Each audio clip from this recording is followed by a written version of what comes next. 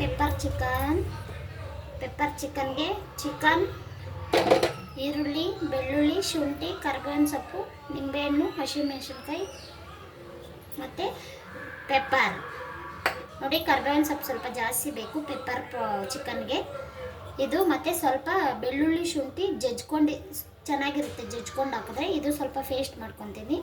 ನೋಡಿ, ಜಾರ್ಗೆ ಹಾಕ್ಕೊಳ್ಳೋಣ ಬನ್ನಿ. ಇದು ಜಾರ್ಗೆ ಹಾಕ್ಕೊಂಡು ಪೇಸ್ಟ್ ಮಾಡ್ಕೊಳ್ಳೋಣ.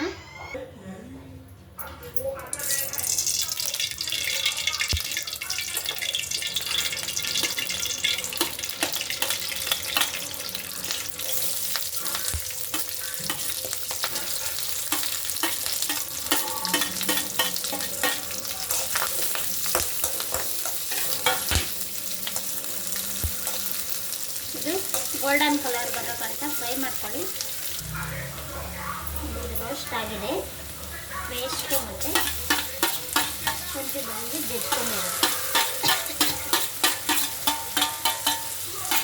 ಇದು ಹಸಿ ವಾಸನೆ ಫ್ರೈ ಮಾಡ್ಕೊಳ್ಳೋಣ. ಚಿಕನ್ ಹಾಕ್ಕೊತಾ ಇದ್ದೀನಿ. ಇದಕ್ಕೆ ಉಪ್ಪು, ಆಮೇಲೆ ಅರಿಶಿನ, ಆಮೇಲೆ ಪೆಪ್ಪರ್ ಪೌಡ್ರು ಒಂಚೂರು ಹಾಕ್ಕೊಳ್ಳಿ. ಆಮೇಲೆ ಲಾಸ್ಟಲ್ಲಿ ಒಂಚೂರು ಹಾಕ್ಕೊಳ್ಳಿ. ಆಮೇಲೆ ಧನಿಯಾ ಪುಡಿ ಜಾಸ್ತಿ ಬೇಡ, ಸ್ವಲ್ಪ.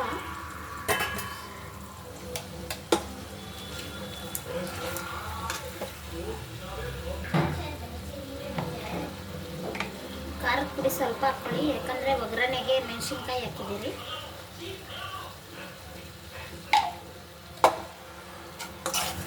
ಮಿಕ್ಸ್ ಮಾಡ್ಕೊಂಡು ಕ್ಲೋಸ್ ಮಾಡ್ಕೊಳ್ಳಿ.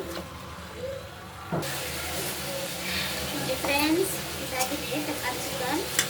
ಇದು ಲಾಸ್ಟಿಗೆ ಕೊತ್ತಂಬರಿ ಸೊಪ್ಪನ್ನು ಹಾಕ್ಕೊಂಡು ಮತ್ತು ನಿಂಬೆಹಣ್ಣು ಹಾಕ್ಕೊಳ್ಳಿ.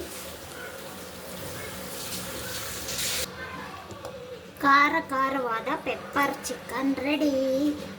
ನೀವು ಟ್ರೈ ಮಾಡಿ, ಚೆನ್ನಾಗಿದ್ರೆ ಲೈಕ್ ಮಾಡಿ, ಪ್ಲೀಸ್ ಸಬ್ಸ್ಕ್ರೈಬ್ ಮಾಡ್ಕೊಳ್ಳಿ.